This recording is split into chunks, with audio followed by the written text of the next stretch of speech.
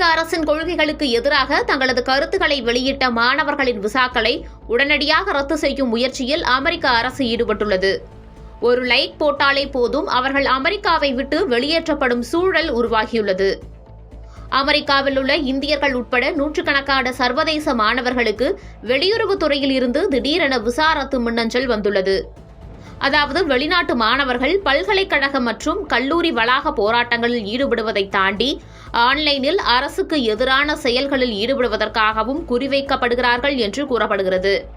அவ்வாறு அமெரிக்க அரசு அல்லது அரசின் கொள்கைகளுக்கு எதிராக போடப்பட்ட சமூக ஊடக பதிவில் ஒரு லைக், ஷேர் அல்லது கருத்து தெரிவித்திருந்தாலே போதும் அந்த மாணவர்களின் விசாக்களை ரத்து செய்து நாட்டை விட்டு வெளியேற்றும் முயற்சியில் அமெரிக்க அரசு உடனடியாக ஈடுபடும். இந்த முயற்சி அமெரிக்க வெளியுறவுத்துறை செயலாளர் மார்கோ ரூபியோ தலைமையில் நடக்கிறது. கேட்ச் அண்ட் ரிவோக் என பிரத்யேகமாக இதற்கென ஒரு செயலியை உருவாக்கியுள்ளனர். ஹமாஸ் அல்லது பிற நியமிக்கப்பட்ட பயங்கரவாத குழுக்களை ஆதரிப்பதாக சந்தேகிக்கப்படும் வெளிநாட்டினரின் விசாக்களை ரத்து செய்வதை நோக்கமாக கொண்டுள்ளது இந்த செயலி. 3 வாரங்களில் ஏற்கனவே 300க்கும் மேற்பட்ட மாணவர்களின் விசாக்கள் ரத்து செய்யப்பட்டுள்ளன. அமெரிக்காவில் பல்கலைக்கழகங்கள் மற்றும் கல்லூரிகளில் படிக்கும் 11 லட்சம் வெளிநாட்டு மாணவர்களில் 3.31 லட்சம் மாணவர்கள் இந்தியர்கள் என்பது குறிப்பிடத்தக்கது. அமெரிக்காவின் வெளியுறவுத்துறையால் குறிவைக்கப்படும் மாணவர்களுக்கு பின்வரும் மின்னஞ்சல் அனுப்பப்படுகிறது.